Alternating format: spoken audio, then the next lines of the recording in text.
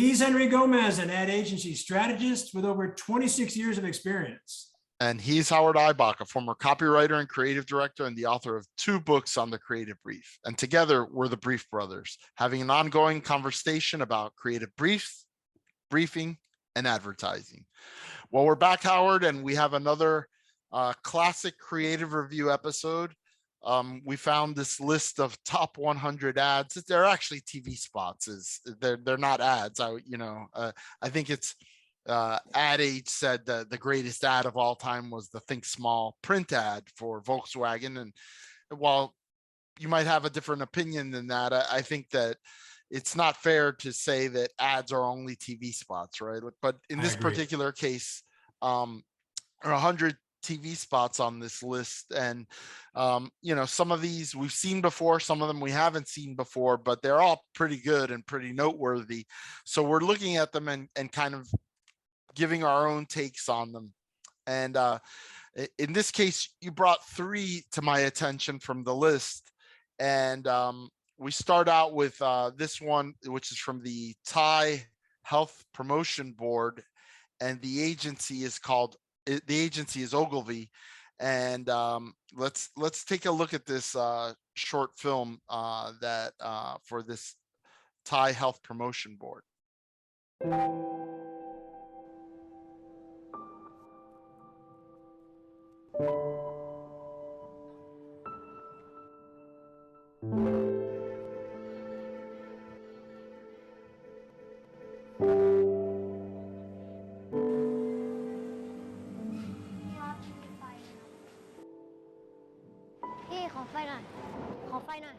ไม่ให้ฮะจ่าเลย มันมียาฆ่าแมลงอยู่ในใบบุหรี่ด้วยนะสูบแล้วหน้าแก่นะ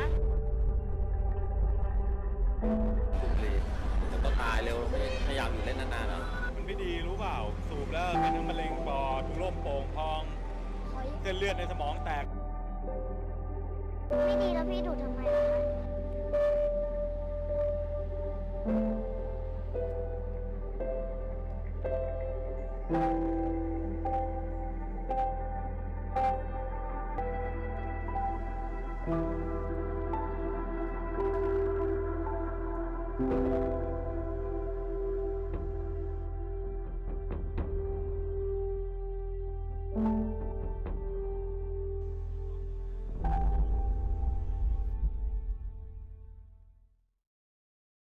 Well, Howard, what do you think of this? I think this is one of the best anti-smoking TV spots. I'm going to guess it's maybe part of a campaign, but it's one of the best anti-smoking persuasive arguments I've ever seen in about a minute and a half. I forget how long it was. And I think I would go even further and say it's not really a TV spot. It's not really an ad. It's really an example of a great persuasive argument. Now, I guess the best advertising is a great argument. It's an argument on behalf of your brand. But what I loved about this is that it was an example of how to set an example. It was, hidden camera, a kid, a 8 or 10 or 12-year-old kid comes up to a smoker and asks the smoker for a light. And we watch what happens.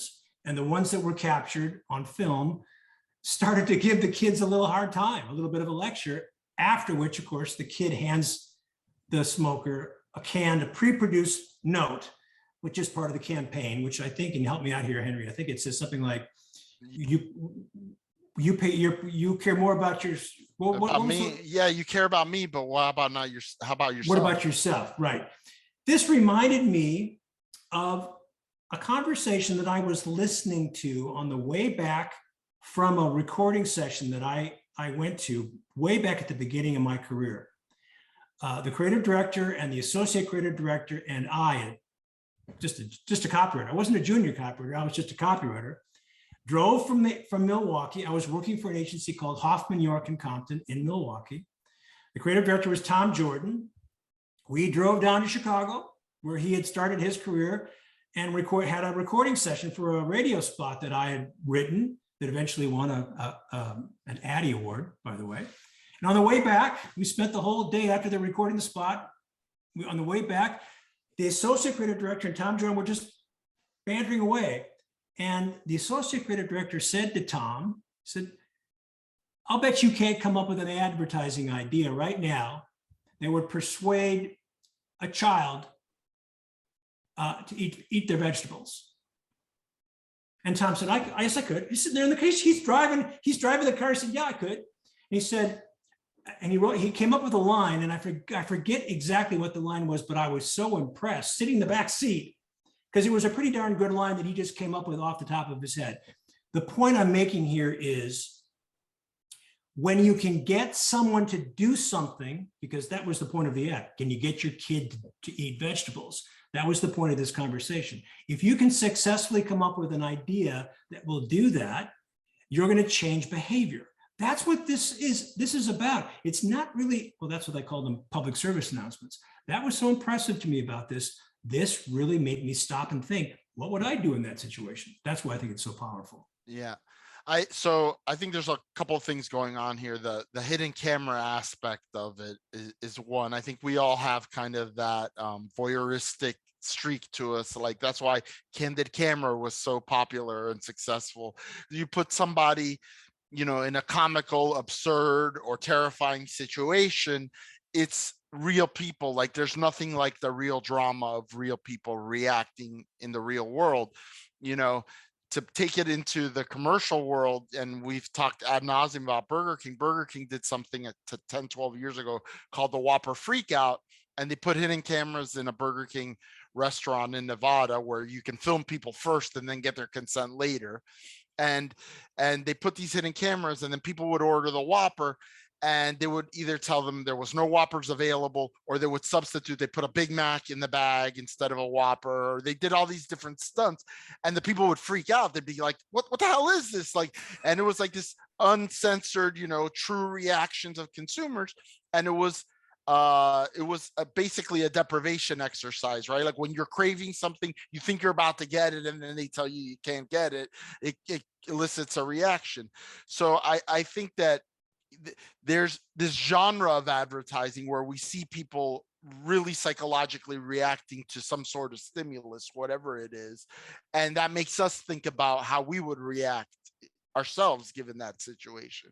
And in this particular case, as you mentioned, this is about behavior change. And I think you also mentioned, you know, this is probably one of the best anti-smoking ads. You know, I was never a big fan of the, you know, the work that was done, you know, for truth and all that, you know, attacking corporations, attacking executives, you know, making them the bad guys. You know, I'm a believer in, you're an adult, you make your own decisions. You know, there's a lot of products out there that are bad for us, particularly if done in excess. You know, it's arguable that cigarettes don't have any redeeming value whatsoever, where some other products might be dangerous but do have redeeming value. But in any case, we're all adults, and instead of shaming people or like try to beat them over the head over it, or making corporate executives into bad guys, this one really kind of makes you think about, you know, the morality of these people. All are smokers. They all felt, and you could see them uncomfortable when the kid asked them for a light, that it's immoral to give a kid this thing. But if it's immoral to give it to a kid, why am I giving it to myself? And that's the whole point of the ad. So I you know, I think it's really powerful, because I think it also works at a deeper level, and maybe I'm reading too much into it. I'm being too much of a strategist, but it also, in my mind, makes you think of when you were a kid, and say, you know, what if I were a kid that never tried a cigarette? Like, how would my life be? Like, this kid, I'm trying to avoid him doing something that I now concede is a mistake. And the other, to me, fascinating part about this film, and it's really layered, is that all of the people that were, at least the ones they highlighted, they all had concrete reasons for why smoking was bad. Like, it wasn't just, oh, you shouldn't do it, kid, it's bad for you. Like, they had, like, you know, it'll make you look old, right? Which I've noticed, you know, you look at beautiful women that are smokers, it makes them old in a premature fashion. You know, it's just not good for you, for your skin. And then, you know, it's bad for your lungs. Like they gave concrete examples of why this is bad. So it goes to show, you know, this is an addiction. You know, cigarettes are addictive, and in order to break the cycle of addiction, you kind of have to hit rock bottom. You know, we've all heard that phrase, and maybe for these people, maybe none of them quit smoking after that, but maybe for some of them, it made them really think, and that could be the thing that says, you know what, this sucks. Like even if I have considered giving the kid a light, like what kind of a piece of shit am I? Yeah, you know, this creative director I was referring to, Tom Jordan, was one who gave me some advice that I've never forgotten. Actually, we've talked about two pieces of advice. He was the guy who told me to draw the circle, but never complete it. The other thing he always told me, which is an old saw kind of a saying, he said, advertising must be invasive before it can be persuasive. And that's what this does, not for us, although it does work for us, but for each of the people who were highlighted in the hidden camera.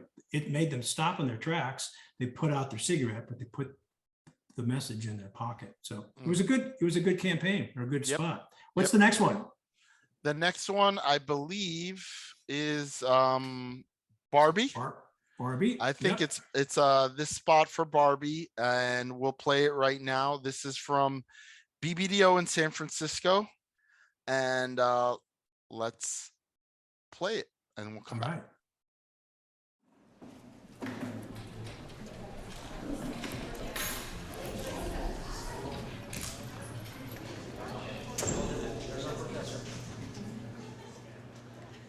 Hello, my name is Gwyneth, and I'll be your professor today. And I will be talking about the brain. Hi. Hello, I'm your veterinarian today. You're kidding. Nope, I'm Dr. Brooklyn. See? Okay, doctor. Oh, here, let me see. Good morning, everyone. I'm your new coach. My name is Maddie. Nice to meet you. I had the most fantastic day in the office. You'll never believe what happened. We got that new business I wanted. Have you ever seen him fly? Have you seen him what? Fly? No. My cat can fly. Okay. The dog's brain can't think as much as the human's brain because there's no high school for the dog. This is Peter, the Triceratops. Peter is 1 year old. The T-Rex, Sally, is 1,002,252 years old. Knees up like a unicorn.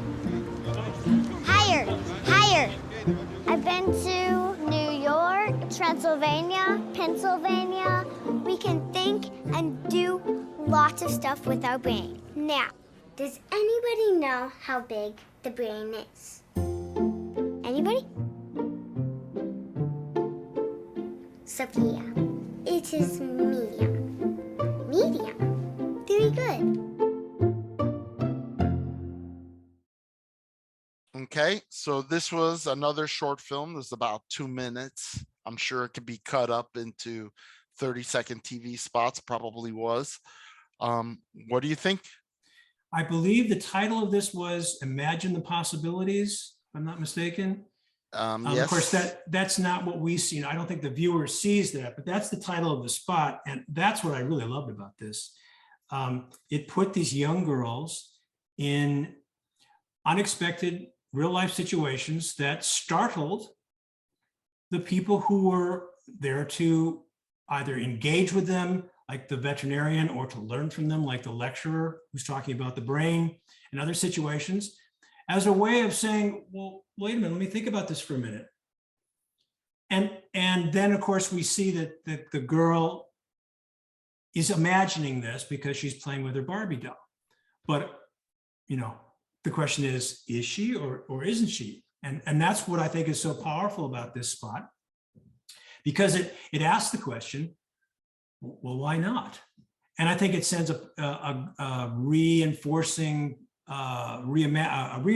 message, an empowering message to the girls, and probably to the mothers who are going to be seeing this spot and who would be making a decision to purchase the Barbie doll after being bugged by the youngster for the doll, if we understand how the purchase process works. So I thought this was a really powerful and empowering message. I liked it a lot. Yeah, I I like that as well. And you know, when you look at, you see, oh, it's BBDO San Francisco. It's like, what is this gonna be? And because here's the thing, right? Like, I think Barbie, in certain circles probably has a bad reputation, right? It's this, it's very gender specific. It's an old toy that's been around a long time, from a time before women were as liberated as they are now. And on the surface, you could say, well, playing with Barbies is something that probably children in the 21st century shouldn't be doing, or girls in the 21st century shouldn't be doing. They should have role models as college professors and veterinarians and museum guides and whatever it is, soccer coaches. And so what I think it does is it brings those two worlds together, right? Like this old school Barbie, like how you play with dolls, right? Which is something that is frankly universal across human cultures, is girls playing with dolls, and marrying it with the contemporary world that women face. And so that really, it's kind of like Lego. It's like the limit is your imagination. And so if the girl has a Barbie, the Barbie is just something that represents maybe her as an adult. And yes, if you take it in the wrong direction, it could be all about beauty and about superficial things, but it can also be whatever the girl wants it to be about. If it's about the human brain, if it's about veterinary science, if it's, so I thought it was a really right for the moment message. And I believe this was from 2015. So it's relatively current. You know, 7 years, a long time in advertising, but I would say it's even more appropriate now, where like all of everything is being debated and torn apart in society. Things that, you know, used to be wholesome and good are no longer. And like Barbie's kind of part of the fabric of America. And I think it kind of gives a new vision for Barbie of, yes, girls can play with Barbies and also be inspired to do things with Barbies. And it's not just that, oh, Barbie and Ken living in the dream home and driving the Corvette, but that Barbie can be a college professor or exactly. Good stuff. So what's our last spot is Bear. It's called Bear, and it's for John West Salmon. And I believe the agency is good old Leo Burnett. Let's take a look at the spot. At the river mouth, the bears catch only the tastiest, most tender salmon, which is exactly what we at John West want.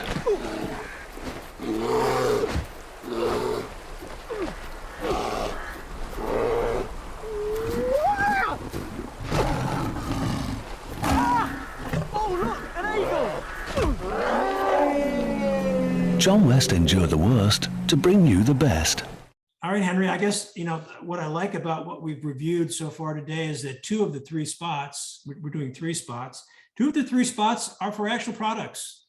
You and I are really big about how important it is to build creative ideas around everyday products. Okay, Barbie might be a little bit outside of that, but it's still a product that is available in a store.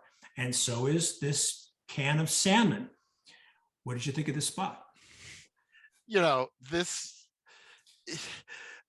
funny because I think this is from the late 90s, and this is a spot that made the rounds like or the early part of my career. And, you know, it still gets a chuckle out of me. You're watching it, and at the same time I'm watching it, I'm cringing because I could see people saying, it's not funny, a guy's fighting a bear. It's not, you know, you know, lighten up, Francis, you know. It's not real. No animals were harmed in the filming of this salmon commercial.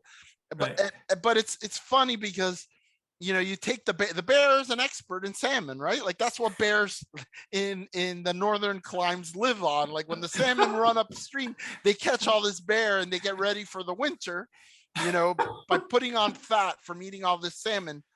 So I just think it's funny. And the guy fight, you know, we talk a lot about the entertainment value of advertising, and how do you take something as mundane as salmon from your grocery store and entertain people so that when they're walking through the aisle, they kind of remember it because, oh, that's the one with the guy fighting the bear on the Yeah. side of the. Excuse me, Mr. Bear, is it true that you were a subject matter expert on salmon? Yeah, I mean, yes. I mean, I never thought about it that way, Henry, but that's really true. What better expert could you turn to on salmon than a bear? You know, other than the humans who love salmon as well. Again, when I first saw this spot, and it's been a while, I obviously remember this from way back when, but going through this list that you sent me, it's been a long time since I've seen this spot, and I laughed out loud.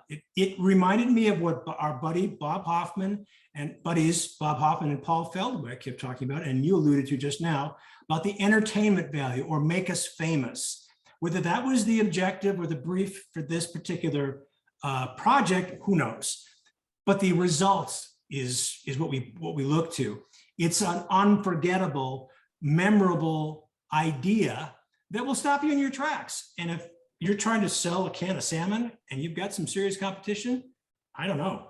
This is going to do it for me. It also, you know, we see humor is almost, it's not the only tone ever used in advertising, but humor is used by a lot of brands. Right. And I think it's appropriate, especially when you're not saving the world, right? Like you're just selling salmon, right? So, and then if it's, and then when you have a certain, when you can lock the market on a certain type of humor, that can mark a campaign, you know, you can make it campaignable. And, you know, here, it's not just that the guy's fighting the bear, it's that the bear fights like a human, like he gives him a karate kick and he, you know, and Muhammad Ali shuffle. Yeah, like he gives him the rope-a-dope. So that's what makes it funny. I mean, if they had fought an ultra realistic fight with the bear, it wouldn't have been funny. What made it funny was that the bear was boxing like Muhammad Ali. Right. So right. There's a guy in a bear suit, but you know, it didn't take away from the impact or the fun of the spot. Yeah, it was really smart, and it was a way to set the product, the brand apart, and that's what they're trying to do. How, you know, as my former creative director Tom Jordan said, be invasive and then you can be persuasive. So I think you did a great job. Yep. Good stuff, Henry. Good stuff, Howard. He's Henry Gomez. And he's Howard Eibach, and together we're the Brief Brothers. Till next time. Bye-bye.